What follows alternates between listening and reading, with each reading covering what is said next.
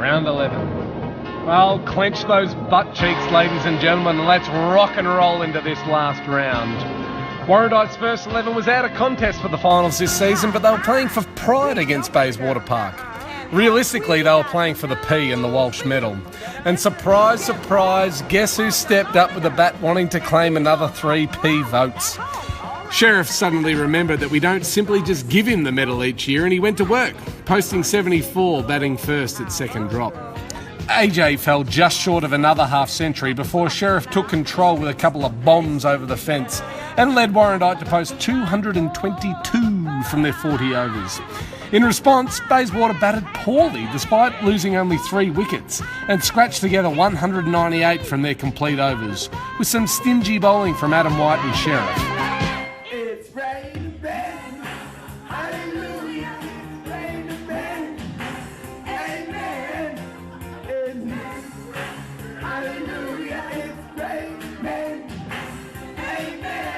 Warrandyte would win by 24 runs and set a good building block for next season.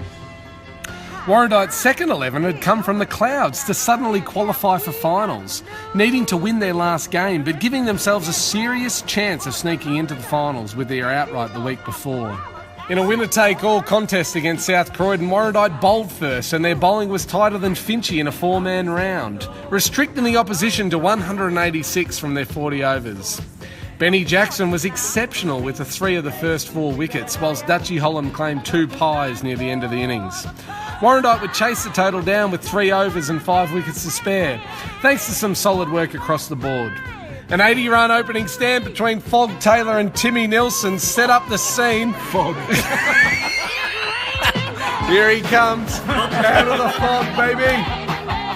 An 80-run stand between Flog Taylor and Timmy Nilsson set up the show before Tyson Brent would guide the innings home, with Tom Ellis hitting a final ball 6 over the scoreboard to win the game.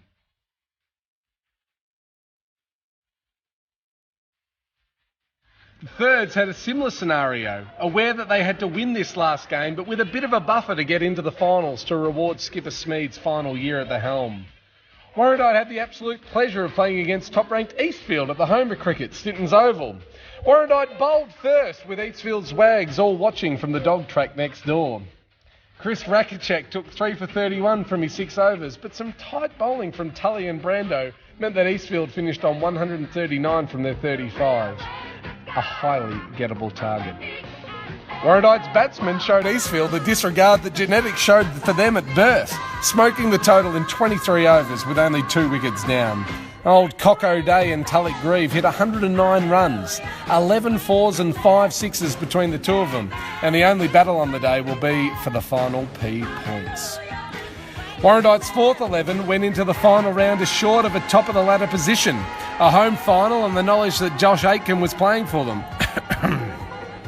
Playing South Warrandyte, the Fours batted first with a makeshift batting order, showing some real disregard for the etiquette of cricket. Alex Cootes went from batting 13th in the 5s to opening the batting in the 4s with Josh Huntley, before Stephen Waugh came in at 5 and Sproggy at 6. It's not like they were being arrogant or anything.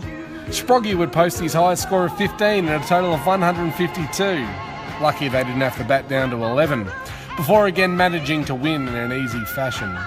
Souths were restricted to 78 runs in their 35 riveting overs, with Mick Malloy finishing with figures of 2 for 7 from 7 overs, and Josh Huntley 2 for 19 from his 7. A runaway win for the Fours, building exceptional momentum into March. The fifth 11 faced a common task: win against Wonga Park and they could finish anywhere from 2nd to 4th, or lose and miss the finals. Daniel Wellesley, used to being an arrogant 4th 11 player, could be heard to suggest, "I don't want to play with those Mongos in that split innings."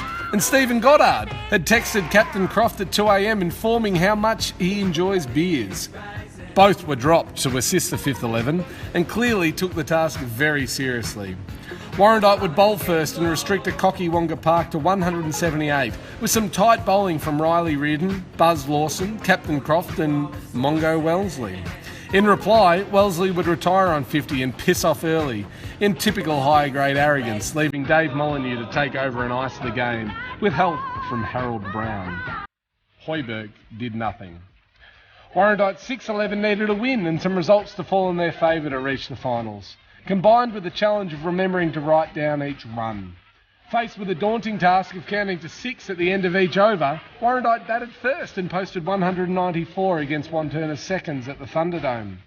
Old President Trump would get a duck, but Michael Spencer's 51 retired and Chris Jackson's score of 21 with 3 sixes would held the team together, ensuring a competitive run chase would be needed. Unfortunately, Wantirna would be better on the day, especially seeing as that it was their second 11 playing against our sixes.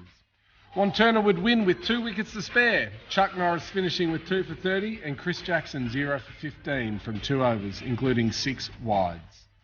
Round 11.